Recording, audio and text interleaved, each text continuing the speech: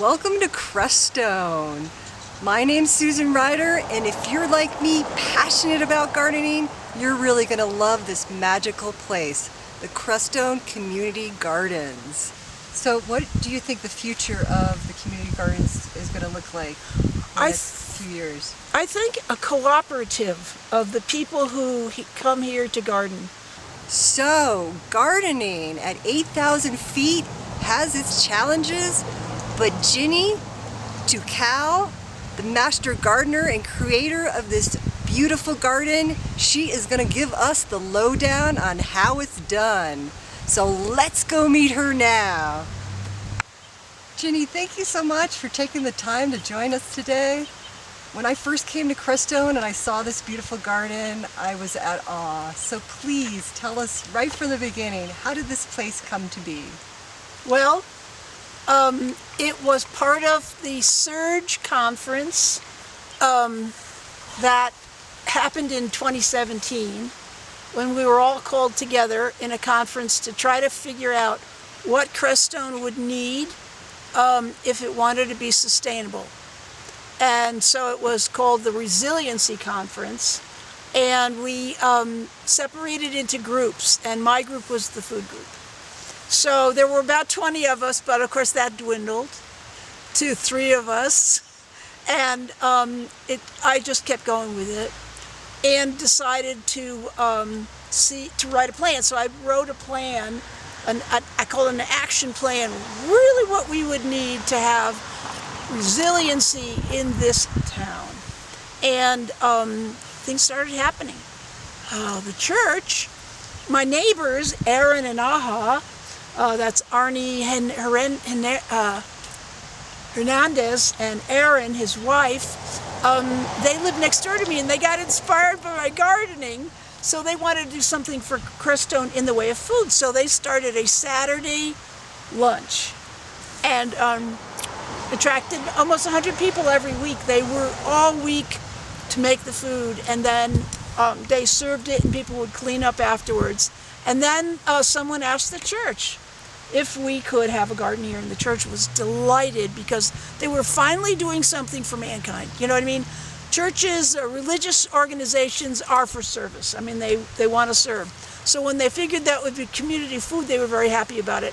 And Aaron and Aha and a bunch of us started to create this garden.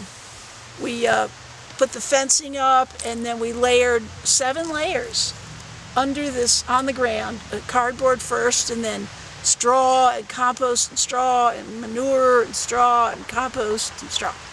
And then we put the beds on top of that, and it was in a spiral form. And because Aha wanted spiral, and we did spiral. And so it just started like that. That was about 5 years ago, and since then it has grown in abundance. And we started with maybe 3 people, and now I have on my list about 22 people that actually come and help grow the food. And they're all learners. There's a few people who've got their own gardens, and they're veterans like Al Sutherland, and but many of them are learning. So I write up a lesson. I've written up lessons also.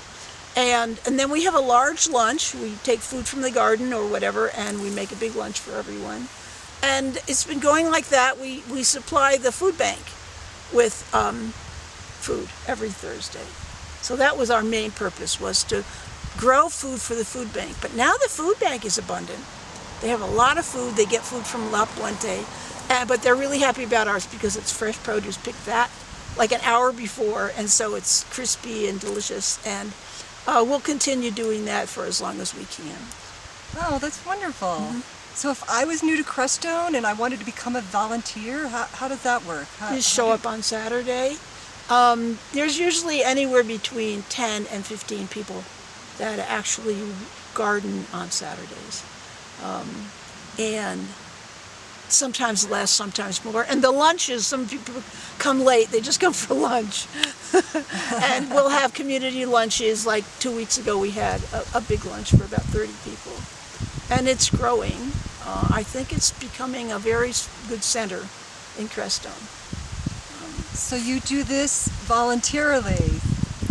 Oh yeah. Well, I applied for grant. So I have Oh. grant money that pays for a lot of this. I could not have done it on my own.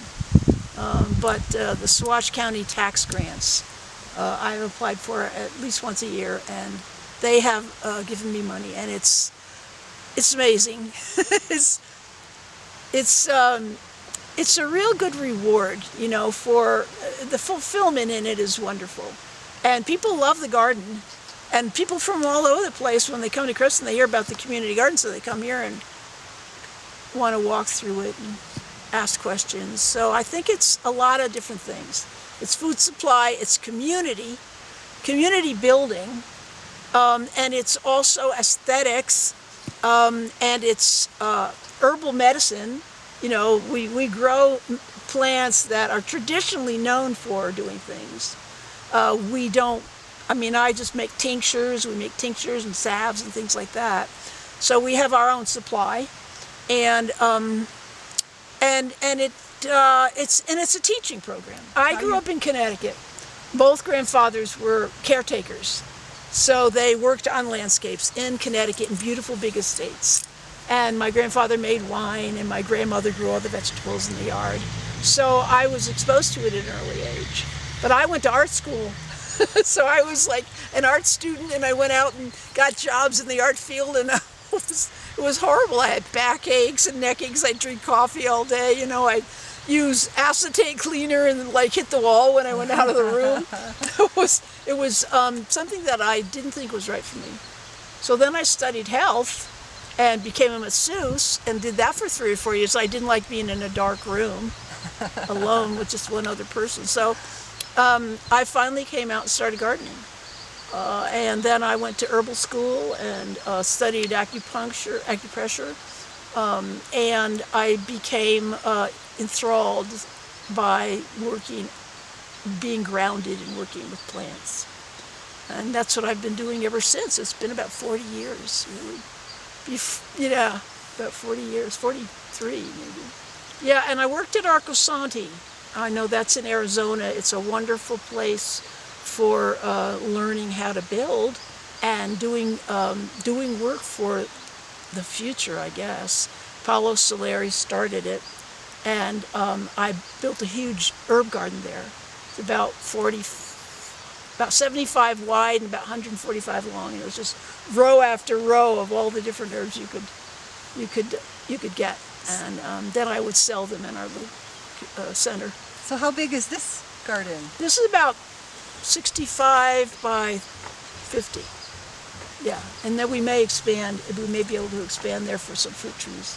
And you definitely need a fence around a garden like this in Crestone. Oh yeah, the deer come in every once in a while and devastate it, you know. And the bear used to come in, but he was bored. He didn't really find anything that he could eat. He wants fruit or meat, and we didn't have anything like that in here. So he'd walk around and then leave. You know, he'd climb out. So it's not really a place for... birds are here. There are a lot of birds. There's mice. The voles try to get our potatoes every year. But I would say it's really been supportive of people. The town greenhouse, which was commercial at one time, but then they gave us the greenhouse to grow seedlings and food. So for the first year I grew a lot of food. I had beets in there and spinach and lettuce and onions, and now I have tomatoes in there. But from about the end of January or the middle of February till May, when we have a garden festival, we grow seedlings. So I think we've grown about 400 at a time every year. And then we sell them to the community, and then we plant a lot here. A lot of the flowers are grown in the greenhouse. And of course vegetables do best if you just put seeds right in the ground. So it's mostly herbs and flowers that are grown in the greenhouse, plus anything that needs a really long season, like a green tomato, which needs 100 days. And then we also do a map of the garden every year. So that's what this is. These are maps of the garden. That we do. Well, we've done it for 2 years, and we'll do it again this year. So this was 2022, and in 2023 This one's beautiful. This is where your artist comes in. Yes, this is where I finally get to do some artwork. And you do have these for sale. I have a few, yeah. Wonderful. Left. Yeah. And we'll do another one again this year. So tell us a little bit about you mentioned that there's a garden fest? Yeah, garden festival in May, and it's fun. But we work at supplying the community, because when I first came here, it was about 3 years after I came here, people were all asking for straw, and they couldn't find straw.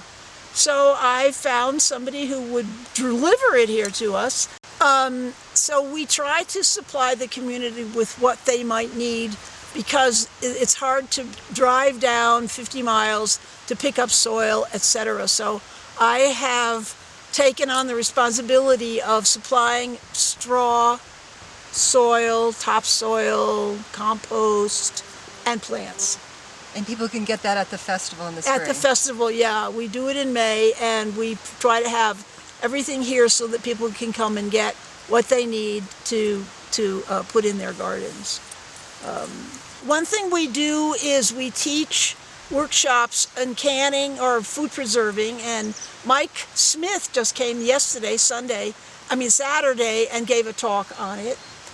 So any community member that wants to learn something can call me, him, or come to our workshops.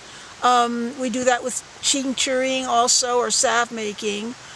We have tried to encourage people every year to grow a row of food just for the food bank. So you could grow a row of broccoli or a row of zucchini. A row of zucchini would be like, whoo, a lot of zucchini, but a whole row of something, and then every Thursday bring it to the food bank. We do need a big greenhouse to actually support more food production. Like we could supply some of the people that have businesses here, like the Elephant Cloud and the Merc and whoever, with tomatoes, basil, peas, the things that come up early and that we can do in a greenhouse pretty easily, and lettuce and anything else that we grow.